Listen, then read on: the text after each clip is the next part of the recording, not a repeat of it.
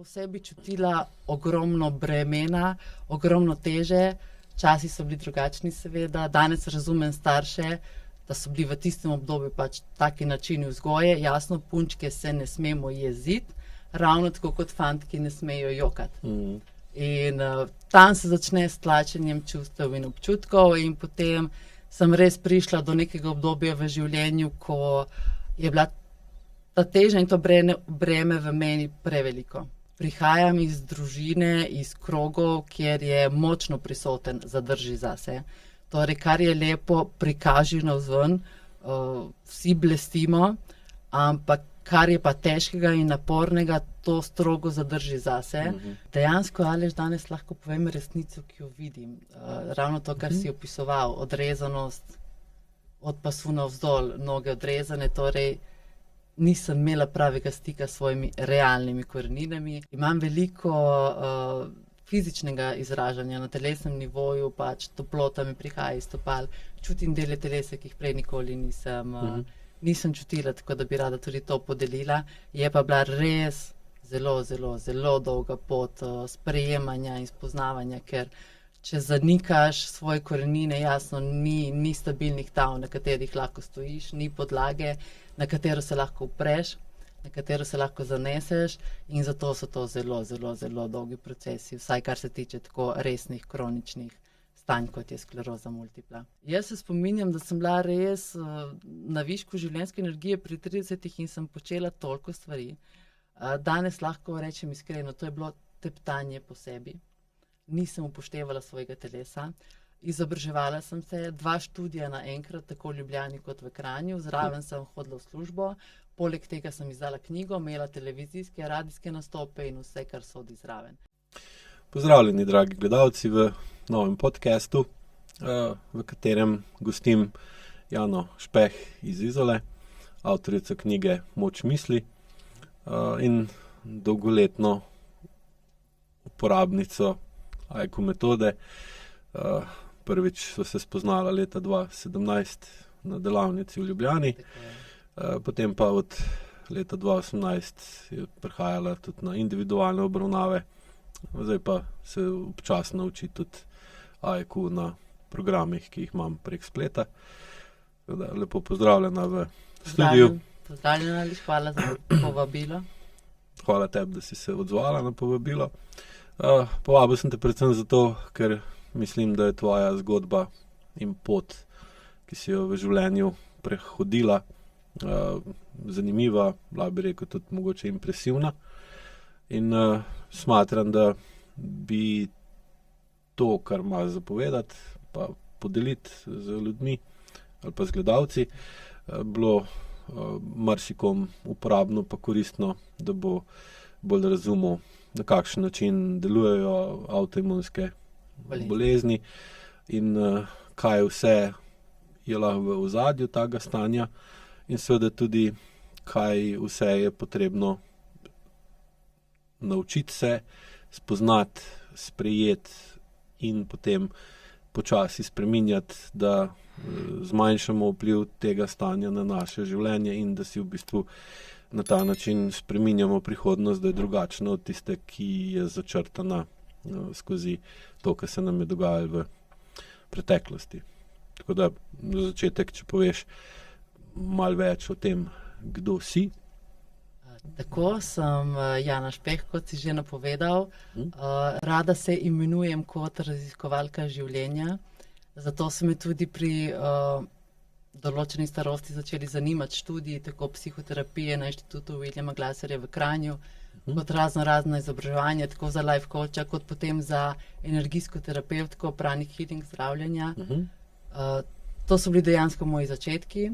V tem času sem bila na višku življenjske energije, vse energije sem vlagala v to, kako bom jaz zmogla, kako bom jaz uspela prebroditi tudi to, kar je moje fizično stanje. Tako, če začnemo z mojim fizičnim stanjem, pri 19 letih mi je bila podana diagnoza skleroze multiple. Spominjam se kot danes medicinske sestre, ki se dela nasproti meni in mi je napovedala nesrečen konec. Pa ravno takrat, ko se je meni življenje moglo začeti in jaz tega nikakor nisem mogla sprejeti, zato sem šla in bom še šla naprej na učenja, izobraževanja, postopna spreminjanja vedenja in ugotavljanja vzrokov za posledice, ki jih živim na fizični ravni. Tako, potem iz teh izobraževanj sem prišla kot avtorica, začela sem pisati knjige za osebno rast in razvoj. Osebno rast in razvoj pa sem me predvsem zanimala, ker že od majhnih nog v družinskem okolju, v kulturi, v kateri živim, je bilo vedno zaznavati, kako zelo je bil poudarek na tem, kako izgledaš, kako si oblečen, kako si naličen. Dejansko to je opredeljevalo osebo kot posameznika. Jaz sem pa v sebi čutila ogromno bremena, ogromno teže, časi so bili drugačni seveda, danes razumem starše, da so bili v tistem obdobju pač taki načini vzgoje, jasno, punčke se ne smemo jeziti, ravno tako kot fantki ne smejo jokati. In tam se začne s tlačenjem čustev in občutkov in potem sem res prišla do nekega obdobja v življenju, ko je bila ta teža in to breme v meni preveliko. In nisem pa smela tega izraziti, nisem smela tega povedati, okolje tega ni sprejelo, tako kot je seveda majhen otrok moteč za okolje, kolikor je avtentičen, tako tudi kot odrasla oseba sem v okolju zaznavala veliko odporov. Ko si omenila, da je bilo veliko poudarka na to, kako si oblečena, kako si naličena. Se pravi, lahko bi rekli, da so želeli ustvariti okolje pa vtis, da so premožni, urejeni. Po polnosti bi rekli. Po polnosti.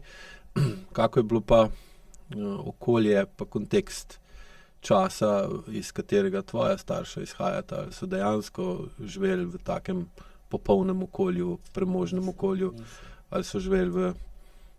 Ne, v bistvu... Kak je bilo izhodišče, iz katerega izhaja tvoja družina? So bili kmeti, so bili ribiči, so bili... Danes razumem po očetovi strani pač izkušnje z Prvo svetovno vojno, njegov nono, tako z Drugo svetovno vojno, njegov oče.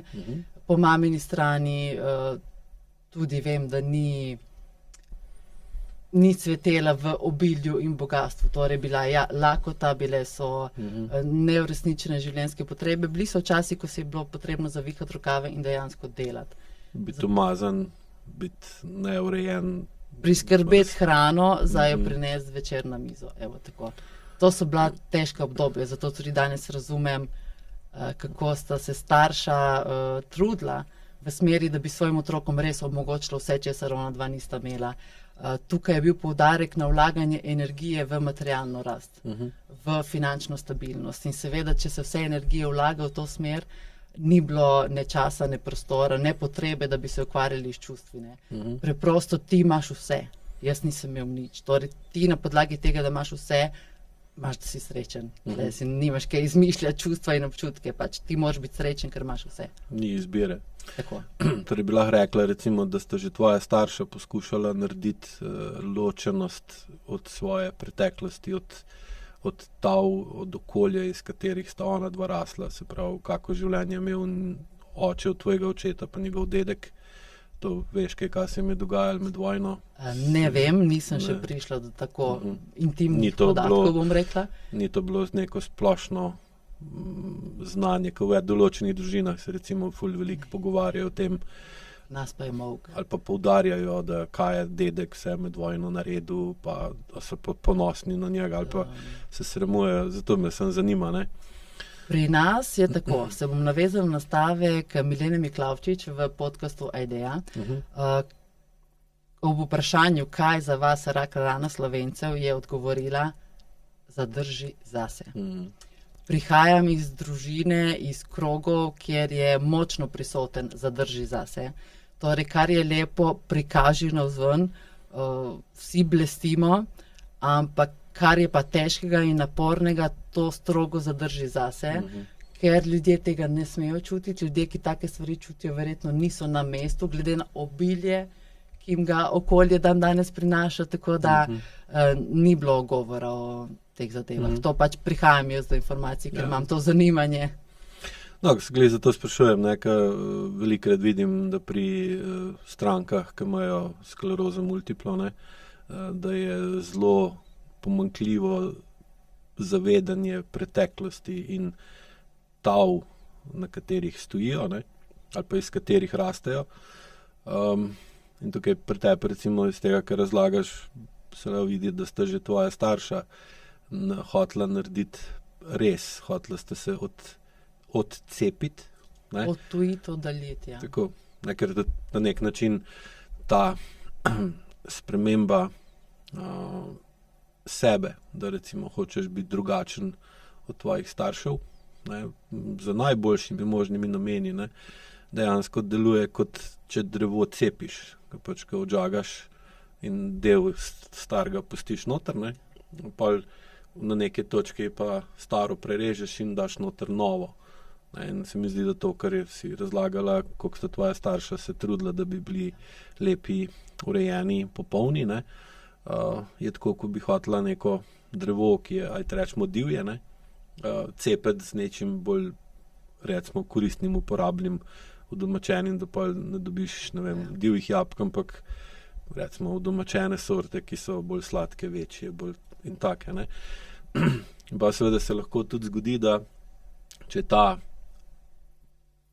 potreba, da se ona dva že odcepta od tiste krute ali pa neprimerne realnosti, sploh ker jim je okolje dovolilo to, da lahko danes si lepo oblečen, pa zrihtan, pa naličen, ker pač, če si predstavljaš, da bi ti mogla delati podobne stvari kot tvoja nona, bi verjetno z naličeno težko prišli. Te potrebe. Ja, mogoče za kakšne praznike ali pa kaj takega, tako da ta del se mi zdi tudi pri tebi dosti tak značilen za taka stanja odtujenosti od preteklosti, ki jo recimo jaz pri svojem delu velikokrat ali pa opazim vedno pri strankah, ki imajo taka stanja, ker hočejo med tlemi, na katerih stojijo, če jim je prav ali pa ne, in njimi, njihovo glavo, njihovo zavestjo narediti tampon cono ali pa ustvariti drugačno, ja, da zrastejo v drugačno osebo, kot jim pa po tradiciji bi ali pa po zakonu časa bilo to možno, Ja.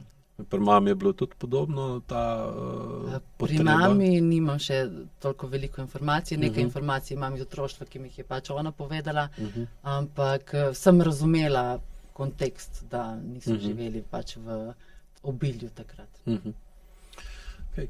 In kakšna pa je nasplošno potem bila od 19. leta, ko si dobila to diagnozo in napoved? Dejansko, Aleš, danes lahko povem resnico, ki jo vidim. Ravno to, kar si opisoval, odrezanost od pasu navzdol, noge odrezane, torej nisem imela pravega stika s svojimi realnimi koreninami. Postopoma, ko spoznavam resnico, pa imam veliko fizičnega izražanja na telesnem nivoju, pač toplota mi prihaja iz stopal, čutim dele telesa, ki jih prej nikoli nisem čutila, tako da bi rada tudi to podelila. Je pa bila res zelo, zelo, zelo dolga pot sprejemanja in spoznavanja, ker če zanikaš svoje korenine, jasno, ni stabilnih tav, na katerih lahko stojiš, ni podlage, na katero se lahko upreš, na katero se lahko zaneseš, in zato so to zelo, zelo, zelo dolgi procesi, vsaj kar se tiče tako resnih kroničnih stanj, kot je skleroza multipla. Stvari, ki si jih prej počela, recimo na kak način si začela se spopadati ali pa ukvarjati s tem stanjem, ki si ga dobila? Nisem se sprijaznila z idejo okolja in odraslih v okolju, da je pač to problem, ki ga je treba zdraviti z zdravili. Ker pač avtoimuna bolezen je meni že kar dovolj, da me vščipne in da rečem, čakaj malo zdaj, prebrskaj, zakaj je avtoimuna, torej sam sebi to povzročaš. To me je zanimalo, že tukaj sem začela pluti proti vetru, moram reči, ker tako družinsko okolje kot preostalo okolje odraslih ljudi me gleda kar z začudenjem, kaj pa ti počneš, saj vidiš, kam greš, ne? Tako da sem začela takrat raziskovati, saj pravim, zanimala me je psihologija, zanimali so me odnosi, v bistvu šla sem podzavestno v nadaljevanje tega cikla, kot sta ga že starša začela, da bi preteklost pustil za seboj in začel z nečim povsem novim, torej svetovanje, psihoterapija, life coaching, energijsko zdravljenje, vse to sem mislila, da mi bo postavilo pač na neko raven, kjer bom lahko tudi sebe pozdravila. Torej, ego je zmagoval bitke, telo pa je zmagalo vojne v tem primeru. Ne. Tako da jaz se spominjam, da sem bila res na višku življenjske energije pri 30 in sem počela toliko stvari. Danes lahko rečem iskreno, to je bilo teptanje po sebi. Nisem upoštevala svojega telesa. Izobraževala sem se, 2 študija naenkrat, tako v Ljubljani kot v Kranju, zraven sem hodila v službo, poleg tega sem izdala knjigo, imela televizijske, radijske nastope in vse, kar sodi zraven. Potem pa sem prišla do tebe, misleč. No, še telo malo porihtam, pol pa gremo pun gas dalje, ne? Da bo lažje prenesel to, kar tvoja glava hoče, se spomnim. Tako je rekel ego, ja. In kak ti je bilo na prvi delavnici? Si bila v Ljubljani, kak si jo takrat? Prva delavnica je bila tako kar prijetna, mehka, čakaj, torej umirjeno, jaz umirjenosti svojega okolja, ne družinskega, ne splošnega, ne poznam. Tvoja definicija, kaj je umirjeno, je bila dosti drugačna od te, ki si jo pa... In tam sem spoznala ta stik z umirjenostjo in te vaje in to čutiš in poglej, tudi levo stran dvignem lepo, desno stran v redu, to mi je bilo všeč. Tako da me je spodbudilo, da potem obiščem še individualno terapijo pri tebi. Ja. Tako je bilo pa tam pa? Drugače kot na delavnici? Tam se je začel horror movie, grozljivka. Tam je moj ego začel zgubljati bitke, ker vse tisto, kar sem si jaz predstavljala kot lepo otroštvo, res mi nič ni manjkalo. Mislim, tretirana sem bila kot princeska. Kar se tiče materialnih dobrin, nisem začutila en dan pomanjkanja tega v svojem življenju in prepričana sem bila, da tam naj ostane, kar je tam, ker tam je vse v redu. Jaz bom zdaj naprej šla s svojimi močmi. Seznanila si me z dejstvom, da jaz tam moram iti, da se jaz tam moram vrniti v to preteklost, v to zgodovino, v te korenine, da moram odpreti tudi tiste predale v sebi, bom rekla, ki sem jih potlačila v sebi, ker mi ni bilo prijetno, ker je bila napetost v okolju previsoka, jaz se z njo nisem znala ukvarjati, nisem zmogla ukvarjati pri taki starosti, ko si otrok. Preprosto in vse to je bilo potlači v sebi. Jaz se spominjam, moj nona je vedno rekla, dok se poročiš, bo vse pasalo. In to je bila vrednota v tih časih, ne. Torej, si se udaril, si podrsal koleno, se bo pozdravljen, gre mimo. In tako se je gledalo tudi na čustven vidik življenja, kar pa ni tako, ne. Bolj tlačiš, bolj ga vlečeš, bolj raste. In bolj boli. In smatraš tudi, da je bilo potrebno plačati določeno ceno za to, da si bila princesa? Ja, absolutno. Ker vedno vemo, da nič ni zastonj, ne? Zdaj, tako bom rekla, kar direktno. Ni to z nobenim namenom obsojanja nikogar, ker hvala tudi tvojemu zadnjemu programu Ureditev odnosa starši, razumem kontekst, v katerem so moji starši odraščali in razumem, da so bili vsi njihovi poskusi to, da svojim otrokom nudijo lepšo prihodnost in so bili tudi pri tem uspešni, ni bilo pa poudarka na čustveni komponenti in tisto je meni manjkalo. Je šlo prehitro, očitno. Prehitro, pač bili so v tistem kontekstu določeni, tako je pač potekalo življenje. Kaj sem mislil je, ne, recimo, če gledaš, čim se ukvarjala tvoja stara mama, ne, pa s čim si se pa ti ukvarjala, kot si rekla, že life coach in psihoterapeut in vse. Je tukaj recimo kakšna sprememba uporabe časa in življenjske energije se je zgodila v 2 generacijah, ne? Če bi gledala, to v bistvu skoraj čisto kontrastno. Čisti kontrast, ja. Mislim, da so že moji starši imeli čisti kontrast z generacijo pred njimi. Ker prihajajo iz časov, ko so si ljudje pridelovali sami, tako hrano kot vse, kar so doma potrebovali. V čas, ki je bil že malo bolj fizično in finančno bolj stabilen, da so čisto drugačne službe, čisto drugačne poti. In razumela sem na koncu tudi to, da so naredili zelo veliko spremembo. Zelo velik preobrat v tem ciklu nadaljevanja tradicije, postavili piko. Ni pa bilo toliko poudarka in fokusa, kot pravim, na tej čustveni komponenti, na psihični stabilnosti, na razumevanju odnosov kot takih in predvsem na urejanju problemov.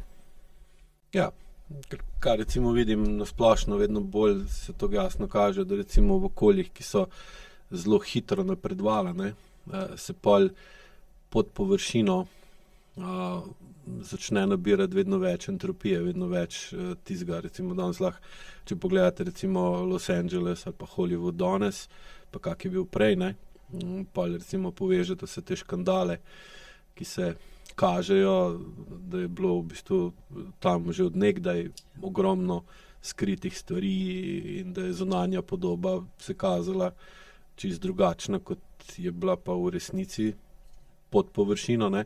Danes pa vidimo recimo, da vedno bolj, da je v bistvu že prišlo ven in da zdaj na površini po ulicah, ko hodite ali pa ko gledate, vidite, da tisto, kar je bilo prej v kanalizaciji, je zdaj že prišlo na ceste pa na pločnike in se zdaj širi počasi okrog, ker enostavno je razvoj prehiter, ali pa tudi, če gledamo na splošno mesto, ki se recimo prehiter razvija, pa vedno pride do težav z infrastrukturo, kanalizacijo, vodo, elektriko, cestami, parkirišči in podobno vidim tudi, ko gledam, zakaj ima nekdo določeno bolezen, recimo sploh avtoimunsko.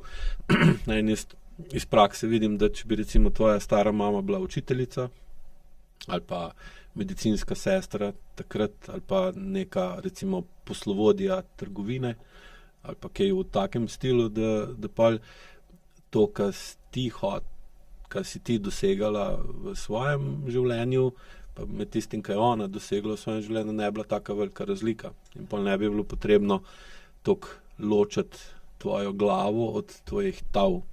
In pa seveda pride do manjšega pritiska na tvoj živčno-mišičen sistem, da bi deloval bolj, recimo tem, normalno, v tem kontekstu.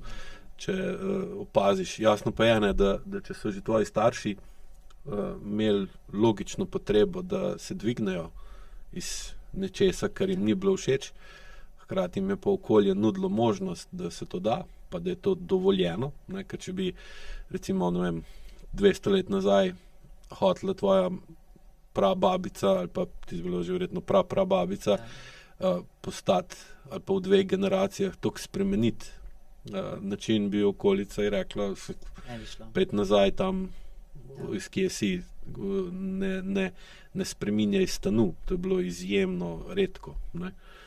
Nezaželeno. Ja, in to smo lahko v bistvu videli to, koliko so ljudje težko se dvignili iz enega stanu v drugega. Lahko vidimo že z tega, koliko so v pravljicah imeli vedno podobno zgodbo, da je nek mlinarjev sin rešil, kraljevo hčer in je pa mu dal kralj hčer za ženo in je pa on postal princ ali pa tako naprej. In pa vidimo, koliko so ljudje v bistvu, lahko rečemo, sanjali o tem, da bi napredovali, tako kot recimo si ti opisala, pa jim okolje tega ni dovolilo. Tudi in predvsem zato, ker ni bilo energije.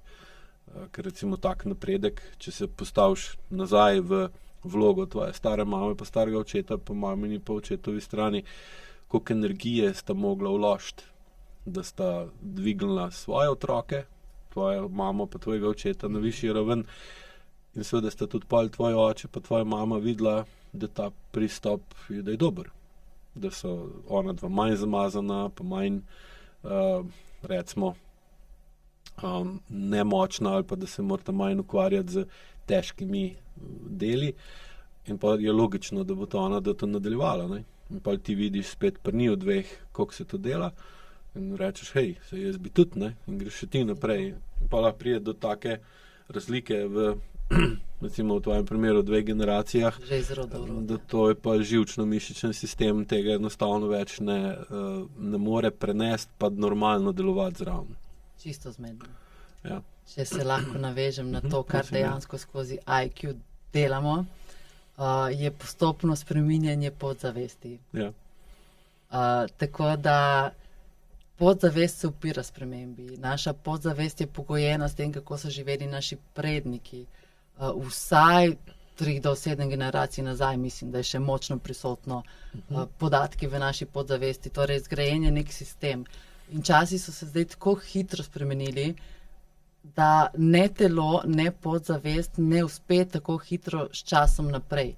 S tem, kako so se okoliščine v tem času spremenile dejansko. Zato je pomemben ta počasen pristop, ki ga IQ metoda tudi ponuja. Pomembno je pa razumevanje, da gre zelo, zelo, zelo počasi in zelo, zelo postopno. Jaz sem v IQ metodi že 7 leto. Šele sedaj čutim, da postavljam temelje na novo, ker razumem več iz preteklosti in se lahko bolj pokončno postavim, da grem v prihodnost. Ja, ker tukaj je tudi pogled, ki ga IQ ima, je ta, da do tak hitre spremembe pa napredka, ki smo ga dosegli kot družba, kot celota, kot človeštvo, smo dejansko prišli zaradi uporabe, izrabe in tudi pol zlorabe strojev. Stroji so pa neživ sistem. In seveda, kot taki so lahko hitrejši, so bolj obremenjeni, nimajo čustev, ne čutijo utrujenosti, ne čutijo nemoči, ne čutijo muhavosti. Danes je pač, ne vem, tak vreme, pa mi se ne da, jutri bi se mi dalo, ali pa nimajo, ne vem, niso bolani, oziroma bolezen pri stroju relativno odpraviš hiter, daš ga na popravilo, ali pa zamenjaš z novim. Medtem ko človek je pa vse sam strojni. In seveda z uporabo strojev in vedno večjo zanesljivostjo strojev, ki je sploh zdaj z digitalizacijo postala še boljša, smo lahko zelo spremenili način življenja, mi smo ostali pa ljudje tako kot prej. In potem je ta hitrost napredka pa takšna, da se pol telo v narekovajih pokvari. In seveda je potem upočasnjevanje tega razvoja in obračanje nazaj, ne zdaj, da gremo v preteklost, da živimo kot v preteklosti, ker to je spet nelogično, zaradi tega, ker je okolje čisto drugačno, ampak da razumemo, da je hitrost napredka omejena, oziroma zdrava hitrost napredka je omejena, lahko gremo pa seveda veliko hitrejš, ampak potem moramo se pa soočati s tem, da so posledice tega napredka prehitrega napredka ali pa preširokega napredka nezdrave. Kot je nezdravo vse to, kar je preveč ali premalo. Tega sem se predvsem naučila v teh letih. Zmernost je zdravilo, bodi si pri prehrani, bodi si pri gibanju, bodi si v odnosih povsod uporabljam zmernost, ker premalo ali preveč prinese za sabo kazen. Kot si rekel, prehiter napredek ni mogoč, oziroma fizično je mogoč, ampak ne gre brez posledic. Neka cena je treba plačati na koncu. Recimo, če gledam tvoj primer od teh 7 let, je hitrost gibanja, s katerim si prišla noter do mene, si bila ko komet. To je ono, ko 300 na uro si šibala in seveda zdaj, da bo jasneje, ker je del tebe je šel 300 na uro, je šla glava, ali pa ali pa zavest, kakor hočemo.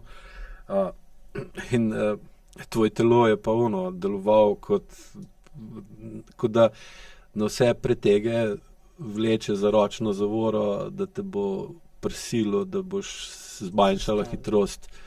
In seveda, kaj se pa tudi zgodi, recimo, kaj lahko vidiš vsakič, ko recimo meteorit, zdaj ko imamo te 11. ali 12. pa 13. avgusta so te meteorski dež, vidimo kaj, da recimo določen predmet prileti meteorit preleti v zemljino atmosfero in takrat postane okolje iz prezračnega prostora, gre v zgornjo plast atmosfere in je okolje postane bolj gosto. Sprav, več je koncentracija atomov je višja in potem je seveda tudi upor večji. In pa pride do upočasnjevanja hitrosti in kaj se takrat zgodi? Ne? Meteorit zažari. Sprav, zaradi segrevanja površine meteorita, zaradi tega, ker vstop v zemljino atmosfero, se začne pregrevati na površini. In potem v bistvu ga vidimo kot črto po nebu, ki je sekundo, dve, pač odvisno, koliko je velik. Ne? In seveda to ustavljanje, ne? Ko se nekaj, ali pa če se spomniš, si gledala sigurno kak film, v katerih je vlak, ki je šel s polno hitrostjo iztiril in je pol, koliko dolg je rabil, da se je ta vlak ustavil, ne? Ker je velika masa. Ne? In zdaj, če postaviš skozi to prispodobo ali pa to, koliko ti je vroče zadnje 3 mesece, recimo. Zadnje 3 mesece jaz kar gorim, tukaj bi kar imela eno pahljačo zraven, najboljše za pihanje, pa ni vročine v tem prostoru. Ne. Je pa res bistvena razlika, ki jo opazim oziroma sem jo naredila in jo opazim in zaznam in občutim pri sebi, predvsem ta, kot si rekel, prišla sem, glava je bila 2 koraka pred nogami, noge niso več glavi sledili, jaz bom z glavo vse uredila, jaz bom zdravila druge, vse. Prišlo na to, da sem mogla stopiti 2 koraka naprej, se zravnati, biti v pokončni drži z mojimi nogami. Prišlo je do tega, da sem se mogla vrniti res k osnovam, k svojim koreninam in predvsem upočasnitev življenja. Manj je več. In zdaj za nekoga, ki veš, da kakšna sem prišla k tebi, za nekoga, kot sem bila jaz, je bilo to kar hudo udarec, večletni proces, to 2-3 leti, dokler sem jaz sploh sprejela, da se bom upočasnila, ker ne bi se upočasnila, če se ne bi telo upočasnilo. Ker glava bi še šla, ne. Bolj sem pa začela malo bolj upoštevati telo in odkar sodelujeva, tudi vse bolj telo čutim. Ja, in pa se tudi lahko postopoma ustavljaš, ne. Ker seveda, če pride pa do prehitre ustavitve, ne, pa je pa lahko prevelika količina energije in seveda pa zboliš, se prehladiš, imaš težave, ne vem, se sama lahko tudi, če hočeš, poveš, recimo, kaj se je dogajalo že od pred prihodom na podcast, se pravi, kak je tvoje telo te poskušalo ustaviti. Na vse načine. Tle je bil prisoten upor podzavesti. Na eni strani moja zavestna želja, pojdi, povej, že 7 let si v temu, rada bi podelila svojo zgodbo, rada bi svojo izkušnjo še koga spodbudila ali mu malo več povedala o IQ metodi. In moje telo je reklo, ne boš. Začelo se je z vnetjem sinusov, polni sinusi, gosti sluz, žrelo izkašljevanje čisto. To mi je čisto zaustavljalo, šla sem se takoj izobraževati, učiti o temu. Videla sem, da je tle viden moj strah pred nastopom. Soočati sem se mogla z mojo potrebo po popolnosti. Vedela sem, da popolnosti ni in ne bo, tako da sem se postopoma počasi pričela pripravljati vsaj na način, da sem se videla, kako izgledam v kamero, če se jaz tam počutim. In se pravim, zavestno sem se spodbujala, ja, ti boš šla, presegla boš to mejo, naredila boš ta korak in pač tudi svojo idejo, da me bo to podprlo pri napredku v življenju. Desna stran telesa je moška stran, desna stran telesa je zadolžena za tisti korak naprej v življenju. Torej, iz sinusov, ko sem uredila sinuse in grlo, je prišlo takoj na desno zadnjo stran, čutila sem, da prihaja do išjasa, ampak ta bolečina je bila drugačna, spreminjajoča se. Jaz sem torej dala ukaz, da išjas ne, in ta bolečina je ostala potem na predelu desne strani medenice, boka, kolka. Potem sem imela še nenadoma pojav gnojnega mehurja, prav tako na desni nogi, ki je v roku zelo, zelo hitro enega dneva počel se sčistil in vedela sem, da je to pač proces in postopek upora podzavesti, da me zadrži znotraj domačega, varnega območja, podzavest ne razume, zakaj bi ti zdaj nekaj spreminjala, če imava ta sistem že predelan, že preizkušen. Pač to so vse zaščitna vedenja tekom vsega življenja, ki si jih uporabljala, zakaj zdaj tebi to več ne koristi. Tako da s podzavestjo, to je tisti čas, zakaj tako dolgo trajajo procesi sprememb. S podzavestjo treba počasi, postopno in pozorno, s spoštovanjem in sodelovanjem. Ker marsikdaj obmisli, dobro, kaj zdaj mene, moja podzavest ogroža, pejdi nekam, ne? Ampak ne, z roko v roki pridi, bomo šli naprej, glej, zdaj sem se pogovorila, se nekaj smislim resno, jaz tam bom šla, lej, pa če tudi me zaboli še ne vem kaj. In sem res prišla in sem rekla, lej, zdaj trenutno bom pač prejela to akutno stanje pojavov na desni strani mojega telesa, zato ker mi to predstavlja pomemben korak na poti proti mojemu napredku, tudi fizičnemu. Ja, ker tudi če gledamo z fizikalnega vidika, ne, če hočeš tako hitro spreminjati način življenja, ne, je potrebno biti zelo priden, delaven, ambiciozen, podjeten, neustrašen, marljiv, ne, kar pa seveda za sabo potegne, da ne smeš čutiti strahu, razočaranja, nezaupanja, zmedenosti, ne, dvoma. Realnosti. No, ja, ne, in zdaj, ali je za doseganje hitrejšega napredka ali pa konstantnega napredka, ne, ker zdaj, če bi recimo lahko naredila graf razvoja tvoje družine skozi več generacij nazaj, ne, bi verjetno ta graf izgledal, da prej je bil ta napredek relativno počasen ali pa ga v bistvu je bilo skozi isto, ali stagnacija kot taka. Pa v določeni točki, recimo tam po drugi svetovni vojni ali pa v Sloveniji tam od leta 60 dalje, ne, 1960 naprej, so se pa začele odpirati možnosti, da greš v šolo, čeprav nisi bil iz neke premožne družine ali pa karkoli druga. Lahko so ljudje začeli potovati, pa so šli v Ljubljano, pa so videli, kako to izgleda, ali pa so šli tudi mogoče v tujino, pa so videli Dunaj, ali pa dobro, pri vas je tam Trst bil že tako blizu, ali pa še kak drug kraj. In pa dobiš idejo, jaz bi tudi to hotel, ne, in pa pridela do hitrega napredka.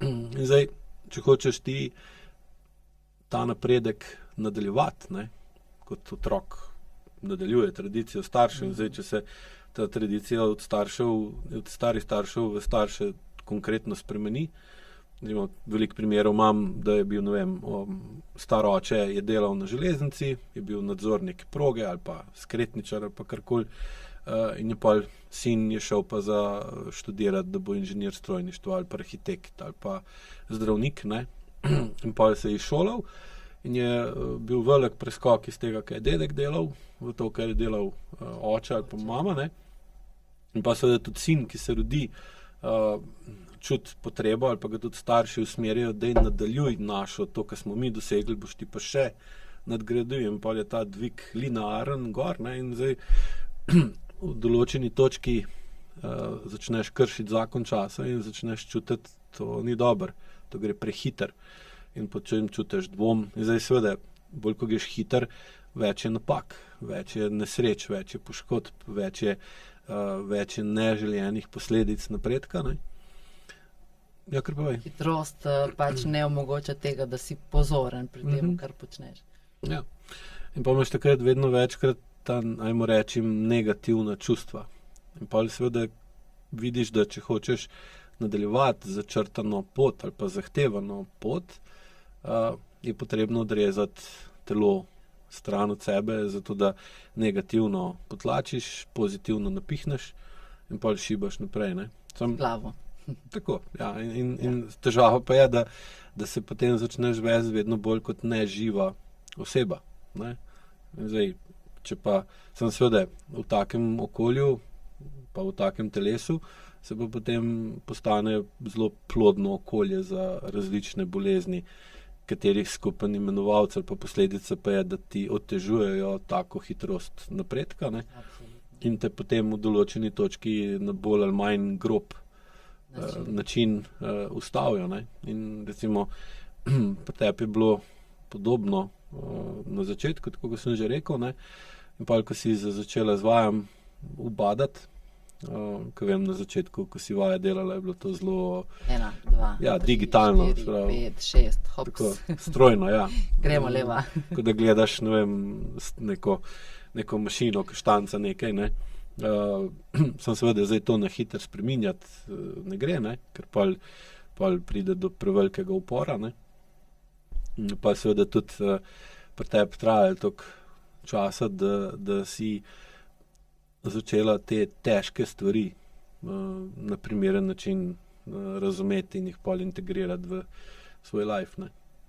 Ja, najprej jih občutiti, potem z učenjem počasi jih probati razumeti, šele potem sledi soočanje. Ampak res prvotno je ta faza fizično občutiti, ker jaz, kot sem rekla, glede mojih izobraževanj, sem probala res 1000 in en način, kako bom jaz, kaj bom z umom in egom vse dosegla na fizični ravni, ker vsem je tako jasno, da nimam nekaj več za zvedeti, verjetno z AIQ metodo. Motila sem se, močno sem se motila in danes lahko povem, ja, delala sem vaje 1, 2, 3, 4, 5, prva 3 leta je bilo tako. Meni je bilo pomembno na koncu, da sem rekla, ok, 15. Ob tvojem navodilu rahlo pritisnite desno peto v tla, je moj desni bok bil že 20 cm nad tlemi, kar sploh ni bilo v navodilu. Ampak tam je bilo to dokazovanje. Še preden sem sploh zaključil z navodilom. Ja.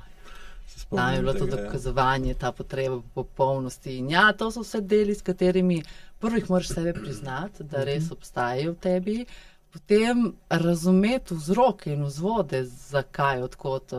In tle so vzroki večinoma v otroštvu. Večinoma so te neke meje tega sistema, po katerem potem živimo, so določeni že v otroštvu, v prvih 6-7 letih življenja, tako da zato se treba pač tam vračati.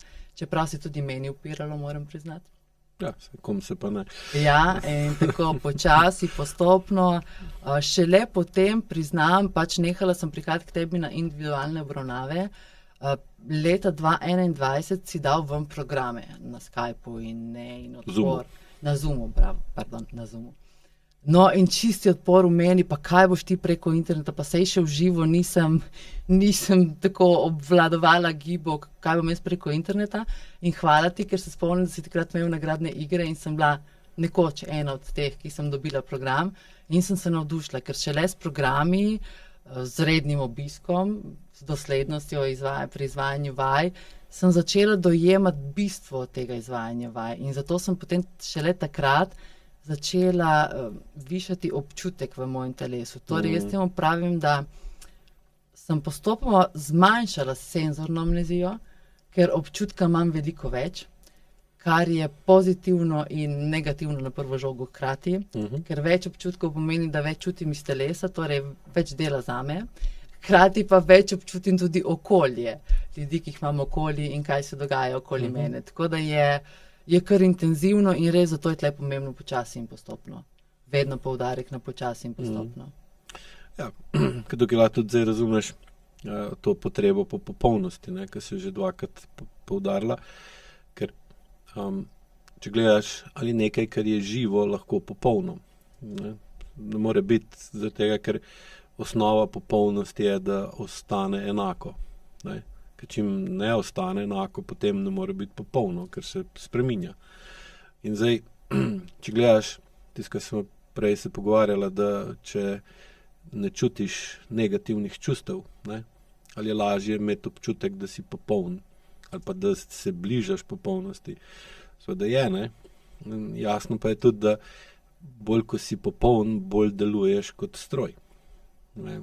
Čeprav v resnici si pa živo bitje, ne, torej daješ, reprezentiraš, da si živ, čeprav v bistvu želiš biti popoln, ne, in pa tudi poskušaš na zunaj dajati vtis popolnosti, da in jasno moraš pa zmanjšati živost v notranjosti, da si lažje na zunaj popoln. Ne? In to, ker tudi, če gledam, že prej, ko si razlagala na začetku o tem, kako so starši dali na to, kakšen daješ zunanji vtis, kako se vedeš, kako si urejena, kaj bojo drugi rekli. Ne?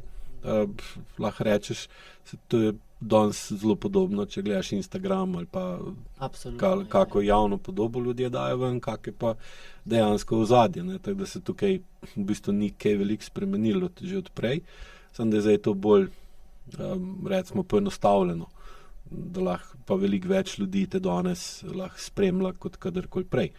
Ker včasih, če si živel v nekem manjšem kraju, si imel koliko sledilcev, 20, 30 ljudi te je poznalo. V bistvu, tako da ni bilo. Ne, recimo 50 let nazaj, koliko sledilcev si imel na rekovajih, ljudi, ki te je dejansko poznalo, jih je bilo, malo ljudi je imel več kot 100 znancev, pa prijateljev, pa takih, da jih je dejansko zanimalo, kaj pa ta dela. Danes imaš pa lahko sledilcev milijone. Še pa pojma nimaš o osebi, ki ste dejansko. In zdaj, če gledaš, je ta želja in ideal, hočem biti popolna, ti pomaga, da zmanjšaš živost telesa. In seveda potem tudi telo ne more z tistimi neželjenimi čutenji pa občutki, ki so daleč od popolnosti, te opozarjati, hej, ti si živ sistem, nisi stroj, nisi umetnina, nisi slika, nisi kip. Kip ti lahko narediš, da je popoln.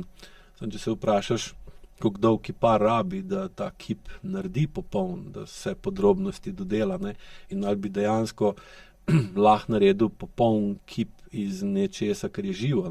Vidiš, da jasno, da ne. Seveda, če imaš pa ti kos marmorja, ki se ne spreminja, ti lahko ta kip delaš 15 let, da ga res spiliš v nulo. In pa seveda je tudi logično, da ko ta kip gledaš, se začne zavedati svoje minljivosti in tega, da si umrljiv, da boš enkrat, da te ne bo konc, ker ta kip pa lahko teoretično je večen, in bo skozi enak. Jasno, da tudi njega pol načne zob časa, samo bistveno počasnej kot recimo živo osebo. In pa tukaj pride do nečimrnosti, do potrebe, da, kar recimo vidimo pri slavnih, kako nočejo pokazati, da se starajo in pa uporabljajo spet dosežke tehnologije ali pa recimo plastične kirurgije in podobnih stvari, zato da dajo vtis, da so večno mladi. Pa se tudi vprašal, zakaj pa to delajo, zato ker tudi njih ljudje pričakujejo. Ker sem glizaj, je bilo prejšnjo soboto, je bila zadnja epizoda te Grand Toura, ko so te Top Gear, Clarkson, May pa Hammond, in so 22 let so snemali skupaj te auto show, ki je bil, in so pa zdaj zaključili zadnjo epizodo, so posneli One for the Road, se ji reče, kjer so v bistvu zaokrožili svoje 22-letno sodelovanje in so jasno pokazali, da so starejši, koliko so se postarali, in da pač so s tem zaključili, da lahko rečeš, da pride nekaj do konca, in koliko je to sprožili žalosti pa razočaranja pri gledalcih, pa zakaj je treba, da je konc, pa dajte še eno posnet, ker pa v bistvu tudi, ko sem par komentarjev bral, so tudi gledalci noter pisali, da ko so videli, da je šova konc, so se zavedali, da bojo tudi oni enkrat, da jih bo konc. In pa je to težko sprejeti, ker ni enostavno. In pa je lažje iti v to, da si kip, da si popoln. Sam seveda pa moraš postati pa vedno bolj neživ. In če pogledaš tudi sklerozo multiplo, vidiš, da živčen sistem teh ljudi, ki imajo to diagnozo, je vedno manj živ. In se pa vedno bolj spreminjajo v neke vrste kip. In pa pogledaš, zakaj. In zdaj tak hiter napredek zahteva, da si stroj. In če se počuti živo, ima slab dan, pa je prevroče, pa je premrzen, ko si razlagala, kako je bilo letos vroče, da pa nisi šla plavat, pa to. Zdaj, če bi bila stroj, no problem, pač stroj pošleš Ne? Ali pa ti si predstavljaš, da imaš tega robota za razminiranje, za deaktivacijo min, recimo, ko ima policija, ne? Kaj lažje poslati pogledati, ali je v kovčku bomba ali ni bomba, ne? Živega človeka ali robota. Ne? Seveda, pa zakaj je razlika? Uno je živ, ta pa ni. Ne? In zdaj, če pač raznese, bojo robota popravili, kupili novega, če pa tam je pa bolj čustvo, pa bolečina, pa vse skupaj. Ne? Človeka ne bojo zamenjali. Ja, da lahko vidiš, da ta želja po popolnosti, ne, ti je dejansko pomagala, da si napredovala tako hiter. In pa se moraš pa v določenem trenutku, ali te bo... Ja, Telo me je ustavilo. Tako, da sem pri tem podcastu pri Sensi o depresiji razlagal, da te pač depresija ustavi prehitro premikanje. Ne. Ja. Nočeš videti tega, kar delaš v bistvu. In pri meni s tem, da sem šla v svet pozitivizma, sem res prvotno izničila negativne misli in negativne občutke. In to je bila zame zmaga in uspeh. Minilo je leto in začeli so izginjati tudi pozitivni občutki in čustva. To pa ni bilo več v redu in telo je postajalo vse bolj trdo, tako da sam da dodam pri temu, kar si pač razlagal. Ne? Ja, točno to je bil proces, ki se je dogajal tudi pri meni. In potem organizem je postajal mrtev dejansko, da bi lahko odbila vse to. Na zunaj, ne? Se od znotraj deluje, ker če ne umreš. More, ne? Ampak, ja, seveda. Postaješ na minimum, dajmo reči tako. Ja, ker če si kip, ne čutiš glih dobro, ali so noge v redu ali niso. Na kakih tleh stojiš. Ne? In koliko bi pa, recimo, če lahko, jasno, kak bi, če bi te, recimo, 3-4 leta nazaj vprašal, kaj je AIQ? Kaj bi takrat, če se spomniš, koliko si takrat AIQ dojemala, kak bi, recimo, AIQ opisala takratna Jana v 10 ali pa 20 stavkih. Okay. Če te lahko dam uporabno nalogo. V tem položaju. V takratna Jana bi rekla, lej, to so vaje, ki jih pač delaš z namenom, da postopoma pomagaš svojemu telesu pri napredku. Takratna Jana ni razumela koncepta celostnega pristopa. Mislim, ja, nekaj se mi je sanjalo celostno, telo pa to, ja, sej čutim, sej v redu je, ne, nisem čutila, nič nisem čutila, ne telesa, ne podlage, ničesar nisem čutila. Torej, moji projekti so bili še naprej nadaljevanje v svetu pisanja knjig, v svetu izobraževanja in v glavnem nadaljevanje po ustaljenih tirnicah življenja. Tako da takrat sem res videla IQ kot orodje. Mislim, sej dejansko je orodje, jaz sem takrat, me je zanimala širina. IQ pa zahteva, da vstopiš v globino. In potem se seveda odpre tudi v globini ta širina, predvsem z razvojem IQ metode, kot sta jo razvila. Sam dejansko res sem bila čisto v drugačnem konceptu dojemanja življenja in sveta in pač tega. Meni je bilo pomembno vse, kar sem jo že takrat ustvarila. Pač to IQ je bil tisti majhen dodatek, to bom pač jaz dnevno delala po liniji najmanjšega upora, bom temu dodala. In to me bo pripeljalo pač stopničko više, verjetno, in tako počasi in postopoma. Nisem hotela v sebi razumeti tega počasi in postopoma, ker ni bilo v mojem slovarju. Slovarju besed, ki sem jih lahko razumela, ma tudi okolje ni tega hotelo pač od posameznika. Tudi prihajam iz okolja, ker je počitek no go, ne. Nujno zlo. Ja, prav nujno, res hudo in še takrat boljše, da poiščeš nekaj, da delaš. In tako sem tudi jaz. Aktivni počitek. Ja. Da ne greš sam ležati, ampak zraven še bereš ali pa poslušaš podcast ali pa nekaj. In če se vrnem na to, kako bi opredelila IQ metodo pred 4 leti, ja, tudi do vaj sem imela bolj površen.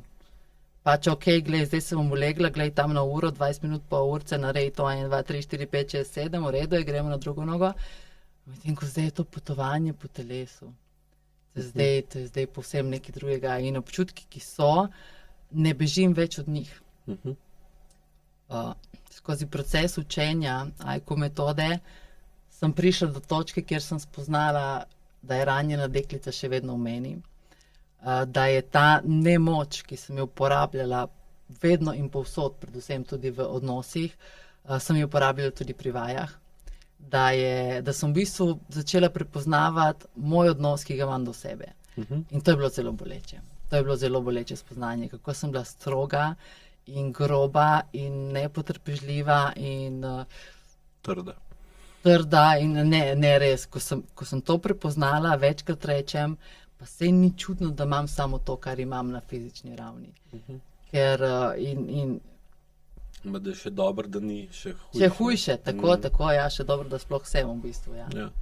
In boli, ko spoznaš in boli, ker si moraš priznati in sprejeti. In potem manj boli, ko pa dojameš, da čakaj, v bistvu zdaj sem pa jaz tista, ki lahko to počasi, postopoma spremeni, predrugači. Evo, tako da zdaj sem, lahko rečem, na tem delu, kjer sem odnos do sebe totalno predrugačila in zelo ponosna za to. Če bi te pa danes nekdo vprašal, kaj je AIQ za tebe zdaj, bi ga pa opisala recimo kako? Drugače, AIQ je metoda, ki mi ponuja znanja in orodja, spet sem jaz tista, ki bom izbrala, kako bom ta znanja in orodja uporabila, je pa v redu, ker AIQ ponuja prav vse razlage za prav vse procese dejansko.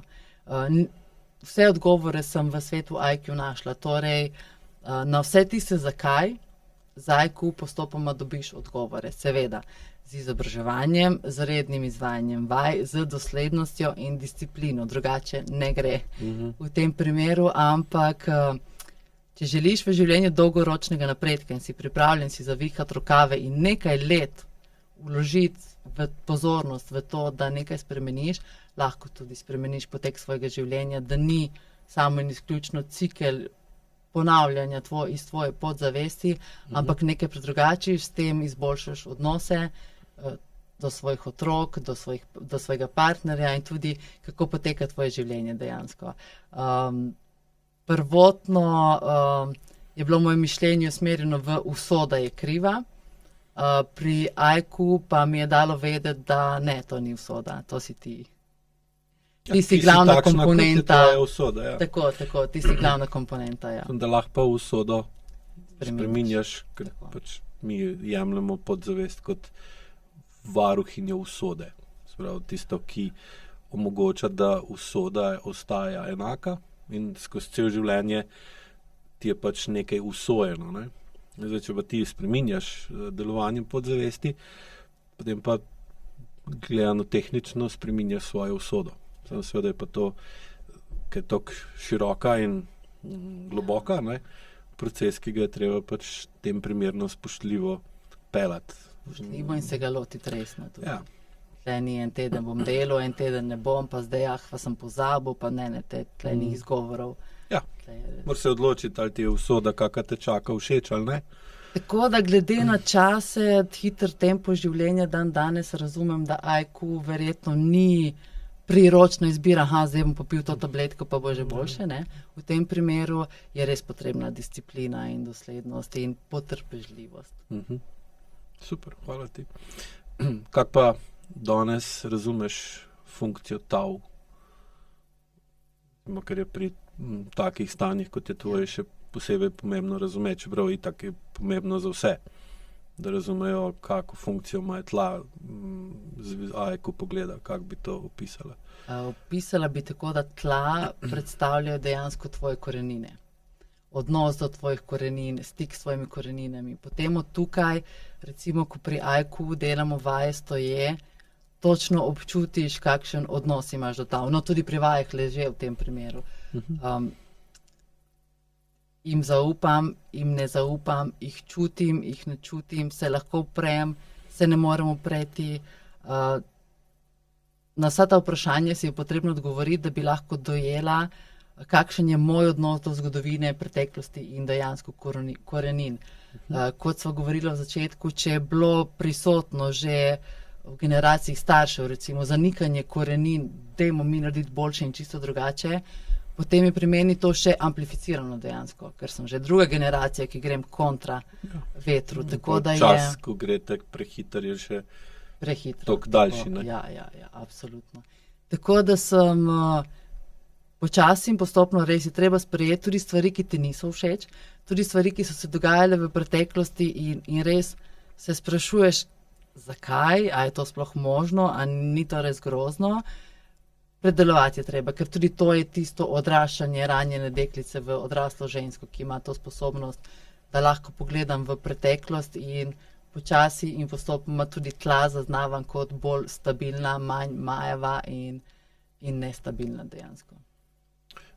Pa ta ranjena deklica odrašča, se spreminja v manj ranjeno punco. Manj ranjeno punco in žensko.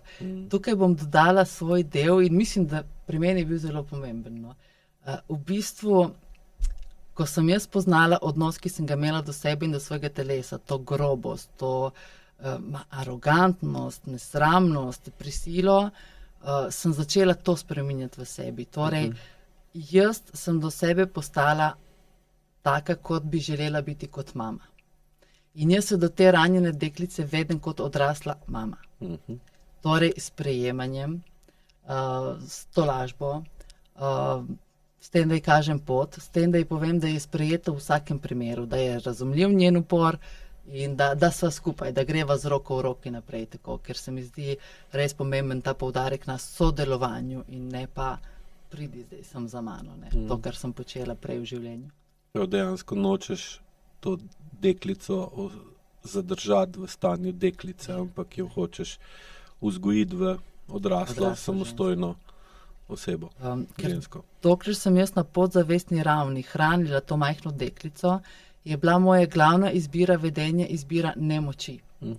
Nemoč pa po Ajku dobro veva, kaj po tem življenju ustvarja s tem, ko raste, ne, s časoma.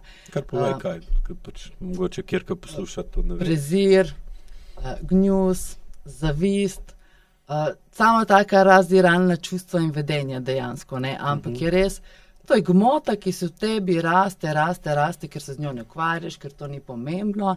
Na koncu, ko se pogledaš v oči in dojameš, da vsa ta čustva in občutki, ki sem jih vedno obsojala pri drugih, sedaj prihajajo iz mene, je bil čas, da razumem, da je to iz nemoči, torej majhna punčka je potrebno, da odraste s pomočjo odrasle ženske, zato da to nemoč spreminjam v moč. In teh bolečih, groznih čustev ni več, postopoma se manjšajo. To znam v odnosih, kot sem ti napisala tudi v zadnjem mailu. Počutim se olajšano. Vem, do kje pridem jaz in vem, od kje naprej pač je drugi prostor, druga oseba, druga energija. Bi, če zdaj gledaš za nazaj, rekla, da je tvoja mama v bistvu z odnosom do tebe te vzgajala, da boš odrasla v žensko, ali je hotela te zadržati v punčki? Jaz ali nekaj vem. vmes? Ja. Jaz mislim, da je bilo zelo pomembno, da ostanem bolj v majhni punčki iz vidika ustvarjanja problemov. Težka in naporna. Otrok, ki v družini ustvarja probleme, gre vsa energija v njega, tako da drugih problemov ni, so manjši, se jih ne vidi, se jih ne opazi, ampak to so res globoki procesi na podzavestni oziroma nezavedni ravni. Poskrbeti zate, ne? So vedno poskrbeti zame. Ja, oni so bili močno, saj pravim, bila sem tretirana kot princeska in tukaj ni bilo razmejitve, ok, pri 18 si odrasla, pojdi. Še vedno sem bila princeska. Sicer pa, bom rekla tako, vem, da takšna diagnoza je igrala zelo pomembno vlogo. Da se potem na podzavestni ravni tudi starš ne zaveda, da ne dopušča odraslemu otroku odrasti v bistvu. Ampak še vedno je prisotna ta skrb, ker pač ti imaš, kar imaš. In če rabiš pomoč, smo mi tukaj zate. Ja, zato sem te to spraševal, ker vidim, da recimo ta odnos do svojega notranjega otroka je v bistvu kopija odnosa, kako so se do tebe vedeli kot otroka. Zdaj pri enih je tako, da ker niso smeli biti otroci, ker so mogli prehitro odrasteti in njihov notranji otrok ga ni. Dejansko je dostikrat prav skozi vajo pa razumejo, pa začutijo, da so v svojem telesu še starejši, kot so dejansko, ne, se pravi, da je njihova notranja starejša od zunanjosti ali pa od biološke starosti. Recimo v primerih, da so se pa starši rabili, da je otrok ostajal dlje otrok, zaradi takih ali drugačnih razlogov, potem pa v bistvu imajo tega notranjega otroka, so noter veliko mlajši kot na zunaj. In pa prije do neskladja. Ne. Namen pa je celostnega razvoja pa odraščanja, da ti odraščaš enakomerno tako noter kot zunaj. Ne. In pa si lahko recimo stabilen ali pa realen. Ne. In tukaj. Kak pa še, to bi te rad vprašal, kak čutiš, kak si čutila ali pa danes čutiš tla pod svojimi nogami, s kakimi besedami bi jih opisala? Tukaj bom poudarila, da jaz svojega telesa nisem čutila. Jaz sem pač stala trdno, pokončno, ker sem vedela, to je pokončno, to je ležeče, to je to. Danes jaz čutim svoji nogi, danes jaz čutim svoje stopala, sploh pa z izvajanjem raznih vaj stopali, takih bolj senzibilnih v bistvu, samo prsti ali pa samo zunanji del stopala. Tako da dosti več občutim, do zavesti pa prihaja, se pravim, fizični simptom je ta vročina, ki mi prihaja iz stopal. Torej jaz ponovno postavljam ta stik s koreninami in spet to ni nekaj na hitro, ker pač ne gre na hitro, to je počasi in postopno. Po 3 mesecih tega, da mi iz stanja stopal v modro-vijolični barvi, ledene, brez temperature, ledene, sem prešla na občutenje, na normalni ten, barvo kože in na boljšo pretočnost, to mi daje že in ogromno. vročino zraven. In vročino zraven, ja. Ampak to se s poučevanjem in z globino razumeš, da to ni samo nekaj, kar pač nek simptom in zbeži in leži se in spi tablete, ampak to je pač ta proces, ki ga zdaj delam, to se moje telo izraža in torej ta stik s tlem je zdaj bolj realen, bolj samostojno se počutim in počasi stopam proti temu, da se bom počutila tudi bolj stabilno. To pa mi bo omogočilo samo moje vedenje. Torej sprememba mojega vedenja v odnosu. Odkar sem se dotaknila te majhne ranjene deklice, ki jo moraš začutiti in prepoznati, da se zavedaš, da jo imaš, sem tukaj dojela mojo zlorabo nemoči v odrasli dobi, kot to ni bilo več potrebno. In zdaj bolj odločno in tudi bolj lahkotno stopam po tej poti naprej. Nimam več ideje o tem, da je življenje nekaj groznega, da je odraslost nekaj težkega in napornega, kar je bilo stalna slika pri meni. In počasi in postopno, se pravim, to so dolgoročni postopki, ampak sem pa zavestno centrirana v to, kaj počnem, tako da. Ja, če naprej do pregrevanja, ne. Ja. Pa za konec bi te vprašal še, ali pa če lahko razložiš, kako razumeš koncept notranjega očeta pa notranje mame, ki si se učila tudi na programu. Ja, ta zadnji program. Sem si prav naredila spisek po tistem večeru in večerni vadbi. Takoj sem začutila, kaj so pozitivne lastnosti na eni strani, to sem tudi zapisala, tako sem potem napisala še negativne lastnosti, ki bi jih rada spremenila, za razumevanje. Torej, notranji oče predstavlja desno stran telesa in levo stran možganov v tem primeru. Torej, to so njegove lastnosti, to je to, kar si sem opazovala skozi odraščanje, to je to, kar sem videla, da dela ok ali da ne dela ok. In zdaj postopoma, ko sem si naredila ta spisek, sem rekla, ok, stvari, ki jih dela ok, ki so mi bile všeč, ki so povezovalne v družbi, v okolju, to pustim. Stvari, ki se mi zdi, da bi jih pa spremenila, jaz postopoma probam spremeniti ravno tako s svojim vedenjem. Torej, tukaj je tudi ta del, da sem bolj odločna. Pač, darim po mizi, če je treba, tako. Notranja mama je prav tako, prepoznala sem njeno vedenje, pa ne samo vedenje, ki je shranjeno v levi strani telesa, ampak je tudi občutki, ki so v levi strani telesa. Kakšen je občutek, ko potisnem levo peto v tla, kako sem nestabilna, nesigurna, majava, bi ali ne bi in kako to občutim recimo na desni strani. Odločno, trdno, napeto in res potem vidiš, da te občutki ponazarjajo tvojo realno mamo in očeta, so pa to občutki znotraj mojega telesa in se lahko z notranjo mamo in z notranjim očetom pogovorim drugače, sprejmem pač vse dobro in pozitivne lastnosti, ki jih jemljem kot ok za današnji tempo in čas in to, kar sem jaz.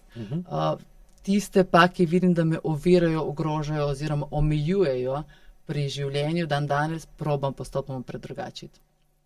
Krasno. Lepo, hvala za to pač razlago, ne? Ker Hvala tebi. je fajn, da to recimo ljudje slišijo še iz drugih ust kot mojih, ker pa seveda ti to razumeš po svoje, ne? In pa seveda je razumevanje celotnega koncepta večje, ker zelo veliko imam vprašanj, recimo, kaj pa narediti v primeru, da so starši mrtvi, ali pa da nimam stikov z njimi, ali pa da ne morem vplivati na starša, ker pač se noče spremeniti, hoče ostati enak. Imaš vedno na voljo notranjo mamo, notranjega očeta in lahko skozi vaje in dvigovanje čustvene zrelosti postopoma spreminjaš svoje vedenje in s tem povratno vplivaš na to, kakšno je telo. In potem lahko vplivaš tudi na notranjega očeta pa notranjo mamo, da se postopoma spreminjata v drugačno obliko, tako, ki ima več pozitivnih, pa manj v sedanjosti negativnih vplivov. In seveda je potem tudi tvoja prihodnost postopoma drugačna. Bi za konec hotela še kaj posebej povedati? Povedala bi to, kar dejansko vidim, kaj se dogaja v okolju, bolj ali manj povsod, ker je hiter tempo življenja in vsi bežimo skozi življenje. Torej, je škoda res, da ne posvečamo dovolj pozornosti temu programu podzavesti, ki res izvira iz preteklosti in ga je treba posodobiti, tako kot posodabljamo računalnike. V mojem primeru je prišlo do tega, da me je zdravje udarilo oziroma telo na nek način opozorilo in prišlo že do take točke, da sem mogla res ukrepati. Tako da ljudem bi rekla samo to, dajte čim prej, no, ker mlajši si, več življenjske energije imaš, to so dolgi procesi, to traja desetletja, mogoče tudi več, odvisno od situacije, od korenin, od izvorne družine, od vsega, kar pač imaš narediti na sebi. Tako da je zahtevno, je pa vredno truda. Zelo lepo povedano. Hvala ti. Jaz bi tudi za konec povedal, da tudi namen tega gostovanja je bil, da ljudem predstavlja, da AEKO ni čudežna, da AEKO ni vsemogočna, ker kaj vidim je, da vedno več ljudi v AEKO-ju prepoznava možnost, da se lotijo kroničnih težav, bolj ali manj močnih, bolj ali manj dolgotrajnih in vidijo ali pa seveda tudi selektivno poslušajo, pa preberejo, slišijo tisto, kar jim paše, tisto, kar jim ne paše, pa pozabijo ali pa preslišijo, spregledajo. Ampak to ne pomeni, da pa bojo lahko izsilili rezultat, če bojo poskušali z voljo kršiti fizikalne zakone. In AEKO je dejansko namenjen tem, da sprejmeš realnost vedno bolj, in da razumeš, da je za vsako stvar potreben čas in da lahko dosežeš v določenem času določeno spremembo, kar pomeni, da ni taka, kot bi ti hotel ali pa rabil, ampak je taka, kakšna je možna in seveda se treba s tem sprijazniti, ne. In danes, ker smo ljudje navajeni, da bo sigurno nekdo razvil neko napravo pa nek stroj, ki bo rešila problem in je, ali pa imamo občutek, da je tehnologija vsemogočna, da lahko reši karkoli. V bistvu pa vidimo, da seveda na določenih področjih je tako, samo pri spreminjanju delovanja živega sistema, kot je človek, pa smo omejeni z tem, da smo živi, da smo analogni, da smo zmotljivi, da smo pokvarljivi in servis človeka v narekovajih je bistveno bolj kompleksen, kot pa servis telefona, računalnika ali pa kolesa. Ne. Pri nas igrajo pomembno vlogo naravne zakonitosti. Ne? Ja. In s tem povezana čustva. Ne. Ja. Tako da, dragi gledalci, hvala na pozornosti. Če so vam vsebine, ki jih snemamo in objavljamo, koristne in uporabne, nas lajkite, subskrbite se na AIQ kanal, da boste bili pravočasno ali pa redno obveščeni o novostih. In hvala za vašo pozornost, za vaš čas in lep pozdrav do naslednjič. Lep pozdrav.